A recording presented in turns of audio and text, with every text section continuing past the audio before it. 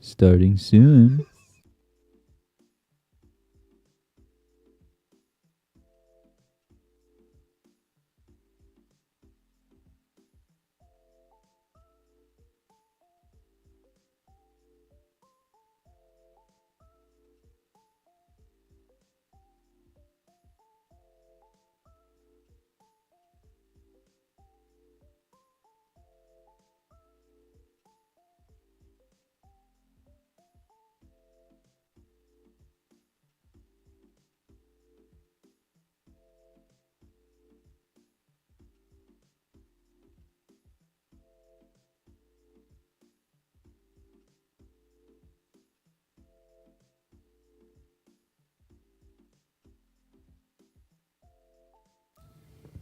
Oh, I did. Let's go. Oingo, boingo, bango, bango. Welcome back to the Album Book Club podcast.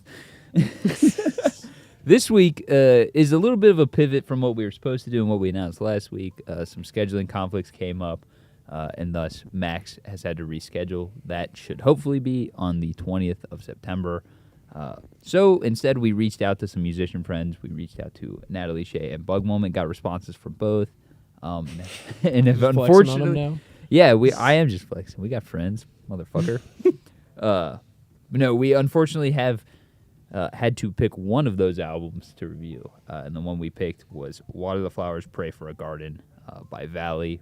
It's kind of a nice swing back into our normal things, while also still tying into last week's short and sweet review. Which, if you want to hear us talk about white girl music for about an hour, go check it out. I think it's one of our better episodes. Witchy was absolutely phenomenal. He should be back eventually. Eventually, yeah. We're also joined by Carl. Hello. Tonight's a little bit of a special episode because we're going to do kind of like an audio engineer's audio production, Switch it back here. more technical episode. That's what the three of us, well, I should say, the two of them are really good in, and I'm moderately okay at. It's a good thing we're talking about audio mixing and not board switching. Yeah, you'd be really bad. at I'll that. sit that one out. Yeah. All right, I say we just hop right into our top three. Shit. So I have When You Know Someone, Life Goes On Without Me, and Bass Player's Brother. I have Growing, Life Goes On Without Me, and Water the Flowers, Pray for a Garden. Interesting. I got When You Know Somebody, Water the Flowers, Pray for a Garden. Or the garden. I don't know if I can know. And Bass Player's Brother.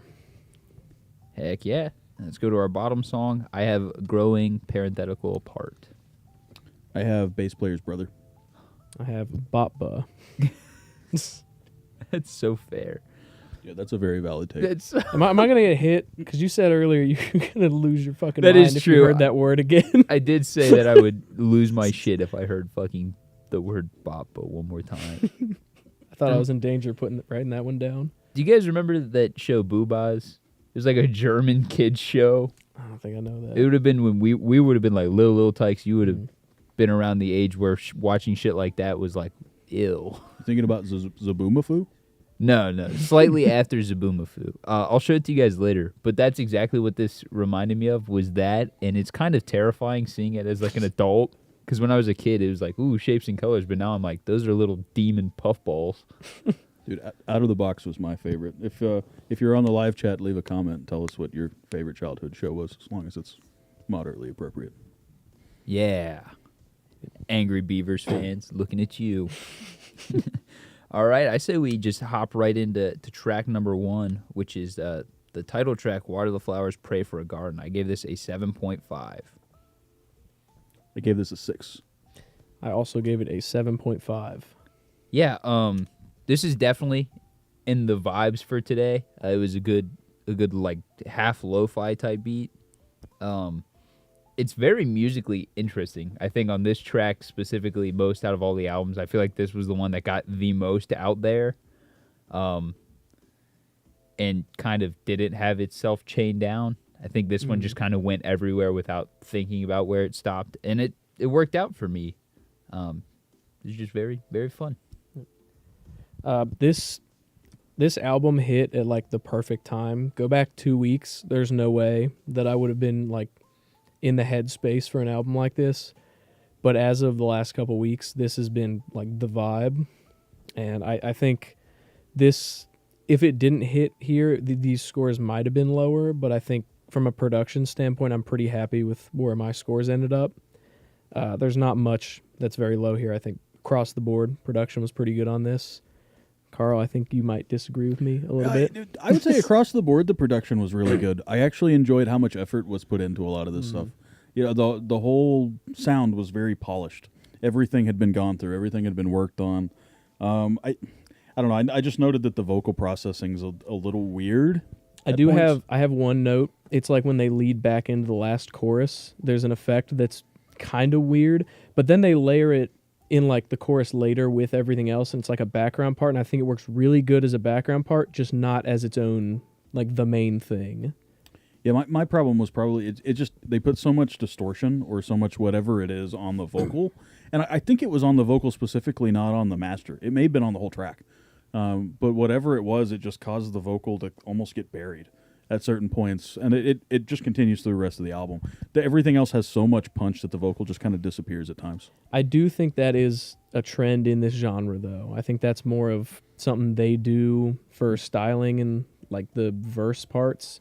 Choruses, you can usually hear what's going on, but I think that is something they tend to do in this type of music, and that might be what it is. But there's a lot of vocal effects throughout, pretty much. Definitely, and there definitely could be a lot of things that are just not my style that I will probably complain about. You know, the main thing was like if your vocals get lost, that's the thing. Even if it's indie pop in a pop song, the vocals should be at the front. The vocals are the most important thing. There are songs on this that you can hear the vocals better than others, but I thought for the most part I could hear most of the lyrics. There was a couple that got buried, but I think there's a couple that are really good on this.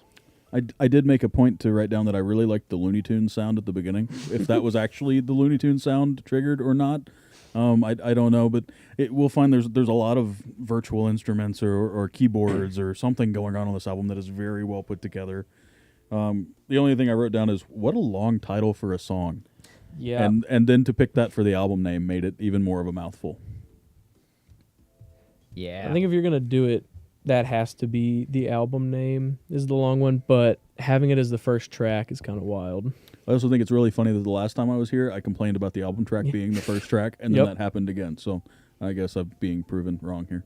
Here, I will be nitpicky about the mix now, because I have said nothing. I don't know if they used a pop filter or not, but they certainly need to learn to soften the hard consonants, because the S's are really bad. I say that as I'm doing it and actively hear it and fixing it.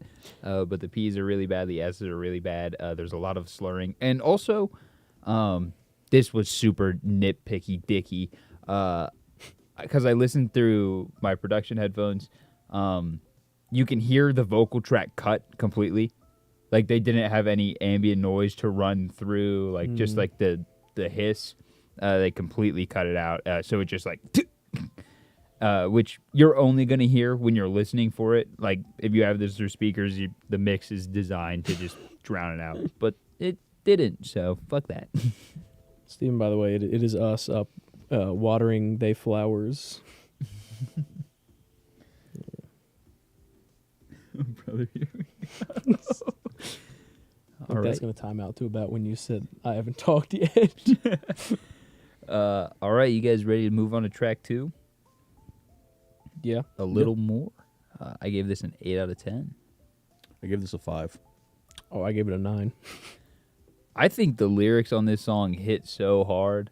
I know that's Carson's bag, but this was a song that I was like, man, I can like relate to this. I don't even remember why, because I kind of vibed my way through the whole album, but I wrote down that I just like hit with the vocals. And the backup vocals, it took me like a good halfway through this song to look and see that it wasn't a feature and that she was in the band. Yeah. Because I was like, It's the drummer. It's the drummer. The drummer's the female member. Yeah, I don't remember who the other one is. I don't know if it's the bass player or guitar player that's singing or whoever. But there's only 3 members left in the band, and the drummer is the female member.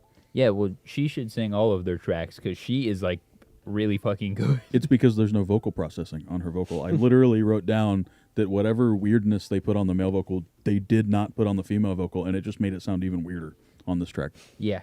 Not once does it come up on any of her tracks, I don't think. Although she is worse than him about the hard consonants. They are Canadian, so That that's probably some of it. But they're from Toronto, which is not. Yeah, they're not mean, super French. That's not super Canadian, but I mean, there may be some sort of accent thing that's being hidden, but I don't know. I didn't do too much digging into the band. Sometimes I do that, and it kind of ruins everything for me. But I did just enough to see where they were from and kind of what kind of thing they were trying to do before I started. I feel like my numbers are all going to be really low here on this album, and it's not that I hated it. Like, no, don't get me wrong. This album was super neutral for me, and it's just like it didn't offend me. It didn't do anything. It was just kind of there. So that's, a 5 is a pretty neutral rating for me. See, in the defense of that, I think certain albums, and this has kind of been a theme for season 3 of like background vibe albums. This, I think, is one of them, but some of them stand out more as tracks you would actually listen to the lyrics to. But this one I immediately added this to like a driving playlist. Also, I messed up my top 3. This was the one instead of the first track. Okay. I didn't even register that I wrote the wrong one down. But there's only one thing on this song that really stood out as a negative to me, and I'm going to let it slide because I have a theme of pointing out fourth wall breaks in albums. They say like bring in the drums or something, but then it's like a one beat drum lead into the next thing, and that's fine. Mm-hmm. That didn't flow or didn't kill the flow like it did on other episodes that we've done. Logan, you weren't here for that one. I know. I do watch these back when I miss them, contrary to popular. So I don't know. This one I did write down that like it was happier than the last one, but it seemed the mood was happier. Still a little bit generic for my taste. I don't think there's anything wrong with that. Again, it didn't offend me. It just didn't really do anything. So that's kind of where it ended up. The other thing I wrote is this song has almost identically parts to Half of My Heart by John Mayer. So I actually started singing it over it at certain points. There is a trend on this album, and I don't know if I wrote down any more than the one I'm thinking of right now, but there's a couple things that are real close to other things. All the pop songs tend to sound the same. That's just kind of a thing in pop music at this point. But whatever it was that I heard, the melody line had like 4 or 5 notes that were the same. And it was kind of like enough that I was like, my ears perked up for a second. I was like, what is that? I want to say there was one where the drum pattern or something, maybe the bass line or something was the same as something else I knew, but I can't. There was one that I was like, that I know 100%, and one that I think I knew when I said it in my head, but I didn't write it down. I think it is a very genre thing. I think this kind of, a lot of the pop music, a lot of the indie pop, like you said, it's supposed to create a mood. Mm-hmm. So it's supposed to feel very familiar to you. So that would make sense. Well, I mean, pop songs over the last 50 years have gotten by on the 4-chord method. There's only so many keys and so many fills that you can do in between those 4 chords that actually sound good to your ears, that make you want to keep listening. So it is truly just the name of the game of how do we do it differently. And there's bound to be so many crossovers. Like, there's a song on here that has organ on it, and it's the same organ lick you hear on fucking everything because it's the sound that sounds best for an organ. So that might have been what I was thinking of. There's like, they play like a weird like chord lick, and it's like every organ player does it. Mm-hmm. Would you say it was a large organ or a small organ? Was it adequate? I would say it was adequate, yeah. It's probably fucking huge. I think about it. You guys ready to move on to track 3? Who up playing they organ? Yeah, playing they Fender Rhodes. Oh, he's not going to like that one. All right, track 3 is Growing Parenthetical Apart. I gave it a 6 out of 10. I give this one a 6.5. I gave it a 7. Here, I'll get this out of the way. I thumbs up so early into this album. Sorry, I was laughing at the comment. Are you sure it wasn't a Fender Rhodes? Because that's exactly. Oh, he realized that we said Yeah. he typed that before we said it. yeah, literally, yeah. No, on this track, I started enjoying some of the crazy distortion. I wrote down that this track had the whatever distortion on everything, and I liked it.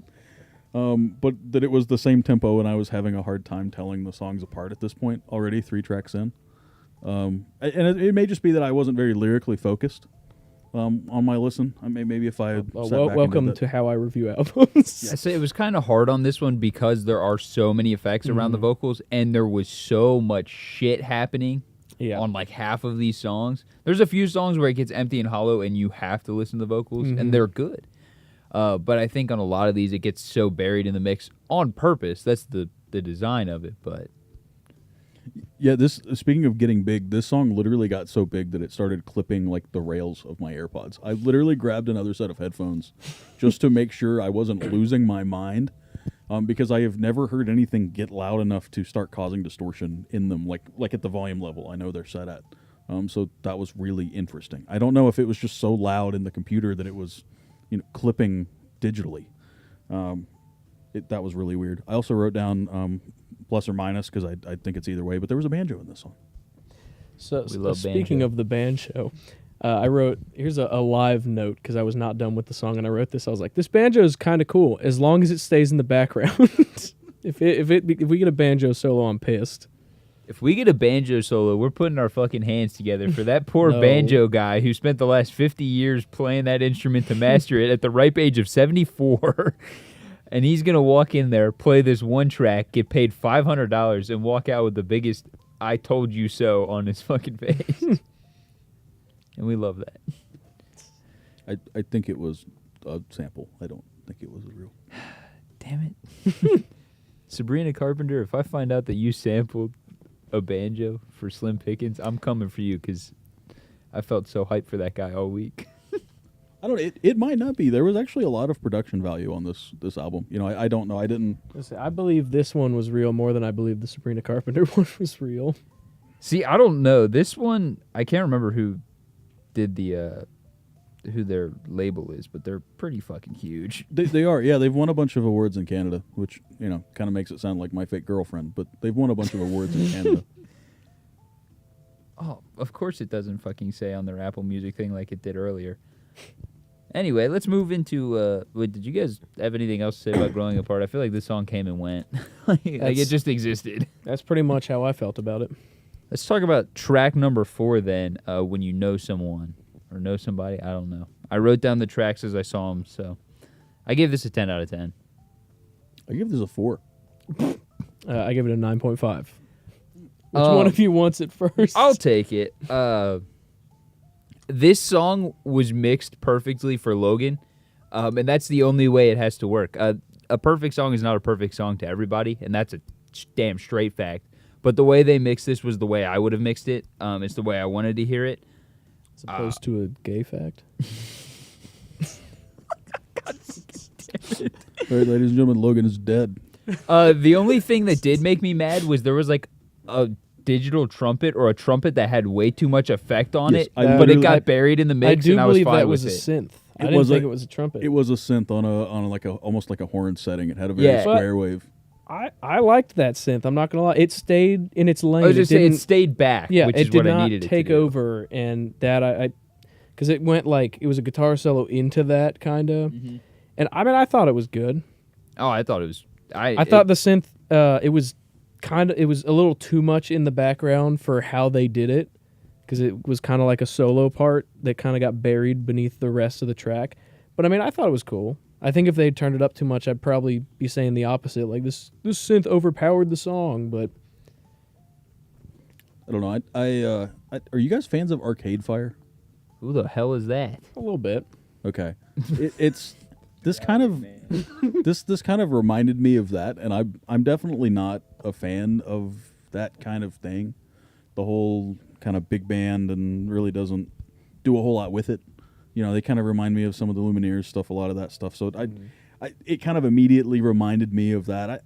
Some of this laid back stuff is just not my thing, and I'll be really honest about it. It's not. Pop's not really my genre, first of all, and then second of all, the slower tempo. Steven's mad jealous of you, Carl. Oh, it is so comfy, Steven. You have no idea. Steven, I don't want to hear shit. Go back, watch the old fucking lives. You sit in the middle of that chair like every fucking week while I'm suffering. Fuck you. I earned my spot on the comfy couch. On the cool couch. This couch will not exist in 2 weeks. Fuck me. That's an invite. I feel like I need to be on like r/am I the asshole tonight, because I really I do feel like I'm usually the nice one for these albums, so maybe it's a change of pace. Well, I think what has happened is Connor and I have transitioned into White Girl Fall. Yeah. As we do, we migrate. It's, metal summer, White Girl Fall. And I mean, then, check you can tell by the albums that sit behind us every week. It was, Oh, shit, I went the I think, wrong way. Takanaka last week and this fucking synth pop album this week. in the fucking full 180 next I was week. say, I want to know what happened 3 weeks ago. I bet it's a fucking metal album or something. It was like Nitrate, wasn't it? No, I'm saying the one, Oh. the records. I don't have that. I don't think that exists. Probably not. Yeah, we transitioned to White Girl Fall while you stayed in Carl Land. Yeah, Carlville's not a very happy place, so that would make sense.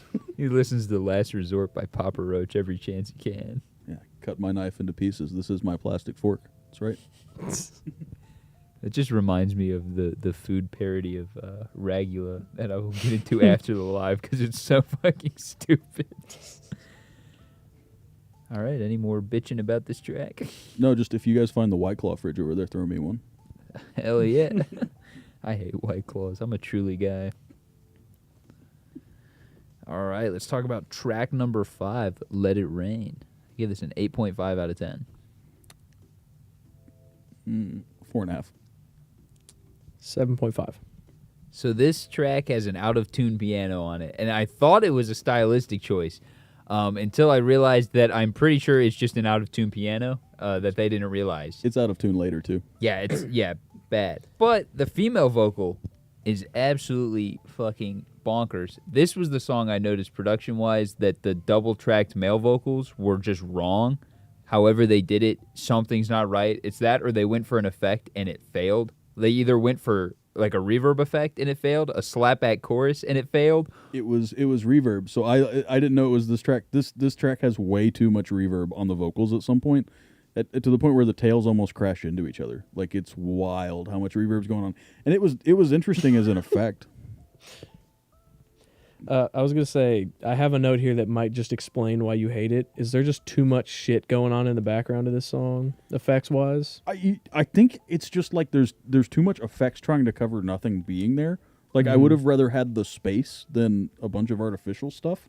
And maybe it was recorded super dry, and they decided to, pull back the arrangement late or something. And I mean, I did write that I liked the acoustic intro, and the other thing that happened on this track that was really, really weird, and I don't know if you guys noticed this or not, this track almost sounded like it was mixed completely different than the tracks before it. It got really dark. Yeah. The highs were gone, and I don't know what happened because they're like back on the next track. It's just this one track was very dark sounding, and it almost sounded like it was in a small room, and it made me think maybe they were trying to make us imagine we were indoors because it was raining. So did you guys That might listen be to it. stereo or mono? I had listened to it on YouTube, which is really funny. I'll complain about this once. The YouTube playlist is out of order for the actual album. Nice. That tracks. So almost the entire song is split audio. Like Yep. your left is completely different from your right, which really fucking kicks it in the ass because the right has so many more effects on it to the point where it's like it got damning. I was going to say, I was on AirPods up until Crawl Space, this next track, so I didn't hear probably half of the effects of the first 5 or 6 songs, but then these next 2 for sure, I was like, holy shit, they're doing a lot Yeah. with spatial audio, especially Mosquito. Yeah. I like the panning and it works out when it works out, but when you have too much just sitting on one side, it really fucks with you because then you are splitting what you're listening to in not a good way. Like, give me a killer vocalist and a killer guitar player in one ear. That's fine. That's my forte. But what I don't want to hear is my vocalist and drums in one ear and then my guitar and bass in the other, and then have to pick between like a half trap beated vocal pattern and the melody and the guitar. It's just not a production thing I would do, but the way they pulled it off, I think stylistically it works for them. Yeah. This is just me bitching and moaning about if I had the album. It's super Ends. funny because I've complained about most of this stuff on this album, but for the most part, I liked the production really well. There's a really, really good sense of where things are in the mix. There's a good sense of space. There's a good vibe about the whole thing that flows together. I mean, sorry, I didn't mean to use those two words at the same time. That was really funny, but I liked the way the whole album felt and sounded. It's not my shtick. It's not something I would actively listen to. That's why the low ratings. I just don't want, if the band sees this, I don't want them to think I hated whoever produced it. I don't want them to send me hate mail because I didn't. I just had a few complaints, and then the album just overall was man. I'd say the name Don't of send album. us physical hate mail. Comment it so our video gets pushed more. The name of album book club is definitely. I think this is more of the role that we step into, and then kind of play it down because this isn't a very normal conversation topic for most people. The ins and outs of the mastering and mixing is not something that everyone wants to see. But I think this is an album definitely worth talking about because of how well done it is. If we were going to do it to any other one we've listened to this season, it would have been short and sweet. That would have been the other one to talk about it on. And we kind of did, but Yeah, but we didn't go this far. I was gonna say I think that's the best album to compare it to because this is. I don't know about the Same it's timing, like same timing, but also like similar realm of how much money they had to put into production. I would say not quite as much, but definitely speaking on a more level plane than Yeah. comparing, Like- Harmless Habit like to, Nitrate to Sabrina Carpenter. Yeah. Those reviews you cannot take as the same thing, but this one is a lot closer than most of what we have or have had this season at least. Mhm. I will say about like this genre in particular, or I mean, a lot of slower, more open music, you can live and die by the production. A lot of albums you think of as being really good that are slower is because it has really good production. There's not energy coming in from the source. They're creating it afterwards. So, I'll give this album a lot of props for keeping the energy going and keeping it forward and keeping that, other than, Let It Rain, keeping this kind of bright and sunshiny vibe the whole time. It was just, it was kind of impressive, to be honest. So I will say a great example of that kind of like master of like the mix and production is Rush's Moving Pictures. I think that might be one of the best produced albums like ever. There's so many small little nitpicky things that could easily get lost in the drum parts or the guitar parts, like all these ghost notes and pauses, and they're all very present. And so it's just a great example of that. I don't know about Moving Pictures. I know a little about later Rush albums. Neil's drums have, if I remember correctly, almost 100 mics on them.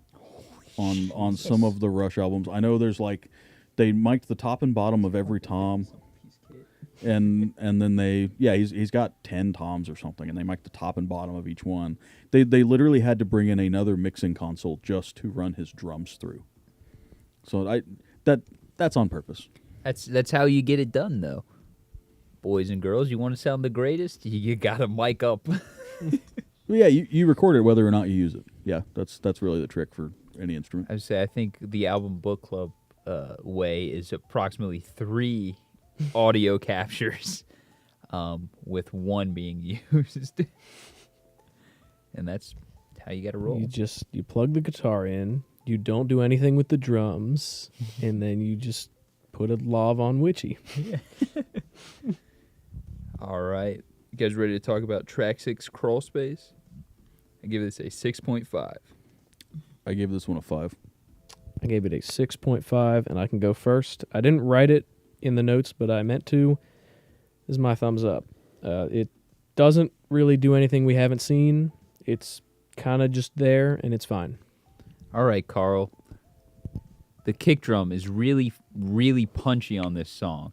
And I didn't know if it was because my headphones have production bass. They don't have good bass, the bass you want. They have the shitty bass boosted that makes everything sound punchy. And I didn't know if it was that or that's how the song was. So how was it on YouTube? The drum sounds all sound really good on this album. They're not very forward drum sounds like what I would normally like, but everything sounds super well fixed. I mean, all of the production, all of the drums were in tune in the room. The room sounded good. They were played right. Everything acoustically sounded really good. And I was going to praise them for basically not just sample replacing everything like a lot of people do nowadays. This is a very acoustically recorded album from that point of view. So, I mean, not only is she a good singer, she's got to be a pretty good drummer too. I was pretty impressed from that standpoint. And on this track, I wrote this was a little better tempo. Whatever this track in particular, the tempo, even if it wasn't that different, drove a little better. So this was a point where I finally said, okay, well, this feels like where it's supposed to be. I think I had the most problems with this song. The mix was empty. I think the song was, but the mix was really empty. It was like a lot of drum heavy on the left side, and then on the right side was where you had a lot more of the rhythmic stuff, or not the rhythmic. I'm sorry, the melodic stuff. And it really lost me. I couldn't hold on to it for that long. And then by the time I finally grasped what was happening, the guitar had only what I can describe as an asthma attack. Where the distortion just went all like fucky. It was like, Is that like right before the last chorus? Yeah. It sounded like the song was going to turn into the song Wipeout. Yeah. For like a split second. I was like, what yeah, the fuck are they guitar doing? had an asthma attack. Probably was a bad set fuzz pedal. Yeah, they kicked on my big muff and shook the fucking house. It's just, I think the drums were ironically best on this song. The hi-hats sounded great. The kick drum had, I prefer a lot like a bassier, like carrying kick drum when would be doing like pop or like R&B stuff. And then obviously with metal, you want the punch. Yeah. So I would have probably gone with a more like elongated bass drum sound, less of the like pop like hit. But I guess with how they had the like beats set up on this, you needed it to be that way. Mm-hmm. So I couldn't complain. It's really interesting that, I mean, if you want to get down to it, a lot of it has to do with where it sits in relation to the other instruments. Drums are a really funny instrument because it's a static pitch all the way through. So you have to think about the relationship and where, like, for example, with the kick, where's the bass guitar going to be most of the time, or the bass synth, whatever your lowest instrument is. So more than likely on this track, it wasn't necessarily that the drums sounded better. It's that there was probably less bass guitar. That is probably the honest answer. And as someone who plays bass guitar like a regular guitar, I'm really fucking terrible about overplaying. And that is the hardest thing to not do as a bass player, is overplay. It's so easy. Connor, you'll figure that out Yep. as we'll we get there. force you. You guys ready to talk about track 7, Mosquito? Yep. Gave this a 7 out of 10. I gave this a 5.5. I gave it a 6.5 out of 10. I liked the vocals on this one. I thought they were like mixed the best they've been on this album. They were the most prominent, and they were very crispy. This one, I liked it, but I think this falls into the category of like background vibe music, with the exception of the Mosquito spatial audio effect that made me want to shoot myself. But it was well done as an effect. I just fucking hated it. Yeah. I liked the woo-woos, whatever was going on in the vocal there. I think that's what got it the extra half a point. Because other than that, I said it still kind of sounds like 2010's hold music, like I just called AT&T to pay my bill. And again, it's not that I hate it. You know, it's pleasant. I just didn't really get anything from it. All right, that was a short one. Let's just. I think the next two are also going to be short ones. No, I can hate on track number 8, Boppa. I give this a 6.5. I give this one a 4. I give this one a 6. You know the rules. Interludes get 6s. I wrote that this was an interlude before I had gotten to the next song, so. So I live noted everything this album, and then gave some final thoughts at Most the end. of mine are also that, you know. So I'll just read out the live notes as they happened. Double track is just not hitting. I think it's a style choice, though. Oh God, the chorus is rough. Vibraphone with a question mark. I cannot stand the words boppa, but literally everything else is good. The backing track on this was great. The mix was solid. I'm 90% sure that there was a vibraphone there. It's that or something that they had coded to sound like one. And I fucked with it. It hit. It was good. Yeah, I did not like this song's like tones it back a little bit from the upbeat that we've been seeing on this album, just a little bit, and but it's kind of nothing, just a little bit, and not quite an interlude because I know what the next song is, but it at the time this felt like an interlude track. So this song initially got a 2, and I marked it out and changed it to a 4 because I wrote down that this was like the worst Bon Iver cover I've ever heard. I was like, this is awful. And then when the drums came in, I was like, oh, thank God. And like took a breath, but I couldn't completely recover from the intro. I don't know. It's like, look, I get that this is 100% a gap filler. This is supposed to break up the monotony of the indie pop rock, whatever the hell you want to call it, album. And I get it, except for you have the next track that it does it better. You just piss me off. I'll stand by this statement. I think indie rock, indie pop, 10 song at most. Anything beyond that, you're getting to you need an interlude, an intro, and an outro territory, and that's just a waste of time. So the other thing was, did you think the chorus was really like annoying? I don't know. I think songs fucking that terrible. yeah, I think songs that use like la la la or some version of it automatically lose a point for me. So Fair enough. I can understand it when you have like a syllable or two that you really. So it's like if Sabrina Carpenter. We talked about the Leonard Cohen line last week. He's like jerks off to lyrics of Leonard Cohen.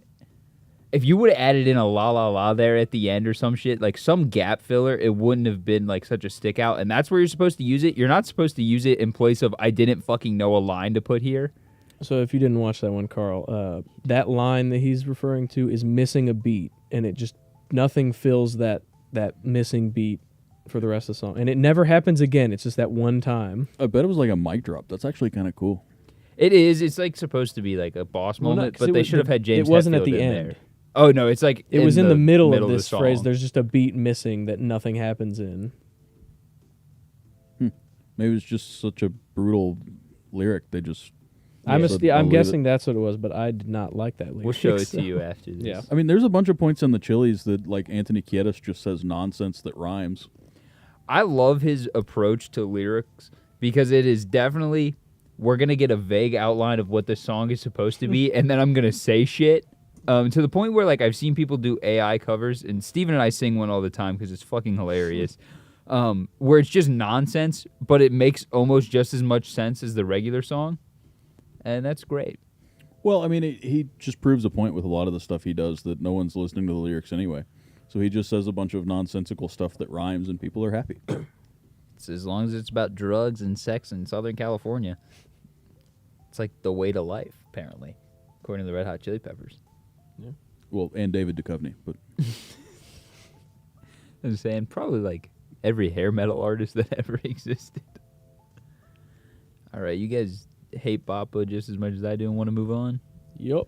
Let's go to track 9, which I wrote out the title and thought that it was a note, went to look at the title, and realized I was right that it is. I didn't even ask for this. I gave this a 2 out of 10. I give this a 5. I give it a 5, but now actually hearing the title in this context, I kind of want to give it a point back because it seems self-aware. It is self-aware. Live notes again. Everything is out of tune, and I hate it every second. That being said, it's a good refresher, and I'm being hyperbolic. It was not as bad as I think it was, and it is a great refresher. As far as like a refresher goes, this is like a 10 out of 10 on a refresher because this is exactly what I needed at this point in the album. I was like, I'm getting burnt out. I need something to space out, and that's what it did. But also, it was fucking annoying because it was out of tune and it hurt my ears. And it's out of tune for like 45 seconds. So I think it was supposed to be. I think that was actually an artistic choice on this one because I put that it reminded me of a lot of folk rock. It kind of had this like Bob Dylan or like Neil Young kind of thing going on, which is not music that I like, but music that I very seriously tolerate. And I think that a lot of that stuff is very out of tune, and I think it's kind of on purpose, that kind of folky stuff. So me and Logan discussed this song earlier, and I think his biggest problem was one of the synths being off. But my problem is, as he was giving me this speech about this synth, I'm listening to the song. I'm like, I kind of like this synth. like the rest of the song's kind of nothing, but I like this synth part. I also wrote that I won't give it a 2 like Logan is. He did. He spoiled the plot. Yeah, But but I I didn't went say it first. till after it was over, so it's fine. Yeah, it's I get it. I understand it, and it is a stylistic choice that I would not have made. But it grinded my gears completely wrong. I think that could be the theme for the night. This was a stylistic choice that I would not have made, but we didn't hate it.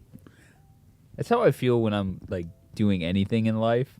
Like if I go out shopping, that's how I feel most of the time. It's like I look at other people, I'm like, I wouldn't do that, but I'm glad you did. I kind of feel like it's almost like taking candy from a kid or something to beat up on this album because it's so happy. I mean, there were points where I was legitimately getting frustrated on some of the stuff that I'm like, man, I wish you could have just changed the something up a little bit here. So it gave me a little more of a refresher. That's probably why I liked this song so much. But there were points where I was like, man, I can't be that mean to this album because it's so sweet. This song is the interlude, though. It's like under a minute long, so I can't, like, according to my own rules, I can't give it above a 6, even if I wanted to. That is fair. Per your comment, I will read a direct text message between Steven and I when we were messaging and conversing earlier. I was explaining the album to him. I said, it's like I'm going to listen through my producer headphones so I can be meaner. Because it's just so fucking easy to talk good about this album. We have to get the shit in when we can. True. Or else the Monday, Although, Wednesday reels I was going to say, we suck. do have to tone it back a little bit. I feel like we were straight hating for like 4 weeks in a row. That is true. And then last week was the ultimate just love. I was going to say, we Now brought we're it back a into little regular bit. swing. Let's talk about track 10, Carl's bottom track, a bass player's brother. I give this a 9 out of 10. I give this a 4. I gave it an 8. I think the bass part of this song is the best part, and it is literally just a driving, like, eighth notes part. But it's so simple and so good. The vocals were catchy. I think the distortion level was a little stronger than maybe I would playing this. But I think with the way they mixed the guitar into the vocals, at least like on a flat EQ, it worked because the guitar was pulled back a little more. The bass was the forefront. This song has the unfortunate situation of being the part of the album where I was in like setup for this episode mode and couldn't super pay attention to the next 3 songs. But it's still a really good, solid song for this album. And I mean, it's in my fucking top 3, so I could look past the getting ready to sit down on this couch and yap for 2 hours and realize that I like this song. So I'll start by saying both of my brothers at some point either do play bass or did play bass. Well, 2 out of 3 brothers, so that may be part of my hatred. Song is about you. No, really, I wrote in all caps "Holy Distortion Batman" because I was like, wow, that is a lot, and at parts it is cool, but especially in the chorus, I couldn't tell what was going on. There was so much of it, and we know how I feel about Tame Impala. We know how I feel about Kevin Parker. You know, he's a smart guy. He's got this stuff, but man, like ever since Tame Impala, people just really like making stuff so crunchy that it's like, I don't know. It sometimes it hurts. I think the problem I have with it is it's the whole song. I understand getting crunchy and nasty for a section. I mean, shit. That's my favorite thing to do when you jam is just to go into an acid section. Like, take any song you want, and in the middle of it, just have your guitar solo, like your guitar player go nuts. Everybody kick on distortion. Have your drummer go fucking bonkers, and just do an acid rock section and then get out of it. It doesn't need to be the whole thing. Yeah, I mean, I wrote in this situation, it literally makes you lose some of the new parts when they come in. I switched headphones just to hear some of them because there's some really cool layering of parts. There's some really cool stuff that could have happened with this track. It was written really well, and then it just got slammed with distortion. I mean, absolutely slammed. I did write that I really liked the key loop at the end, though. So I'll try to give it a compliment sandwich here. Anything else? I think we're good. All right, we'll go on to track 11, Life Goes On Without Me. I gave this one a 9 out of 10 as well. I gave this one a 6. I gave it an 8. I think the guitar work on this song was probably best. They had the best tone, I think, on this song. This was the song that had the organ that was playing the lick in the background.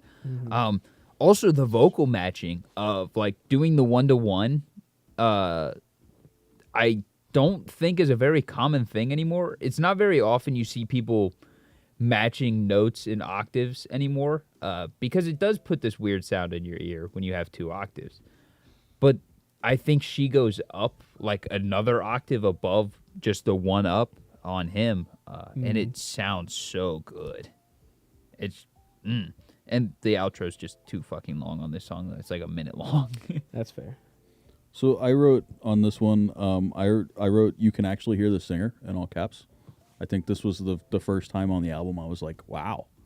I literally wrote, so he can sing, so why did they do that to him the entire album? I was like, I thought there was one other. There was one up towards the beginning that I thought had way less effects on it, but I did hear it in this one too. yeah, the string pad section was really cool.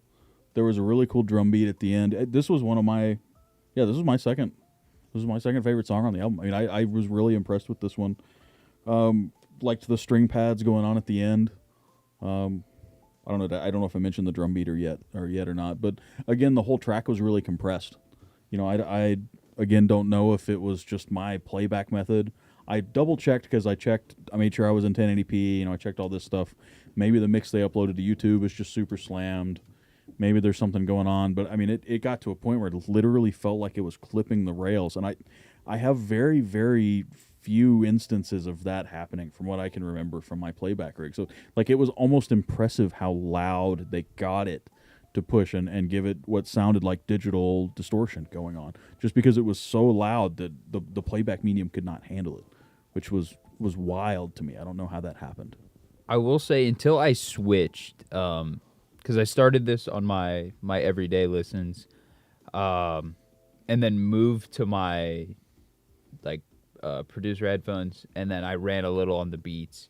And it sounded so much better with the over ears, like by a mile, to the point where I think listening to this album through earbuds damns it. Well, I think they do so much like vocal effects and various background spatial noises that you kind of have to. You need a bigger driver to kind of push it a little more. I bet this would sound killer through like a Bluetooth speaker, like a solid size one. I was gonna say like in here with the surround sound speakers.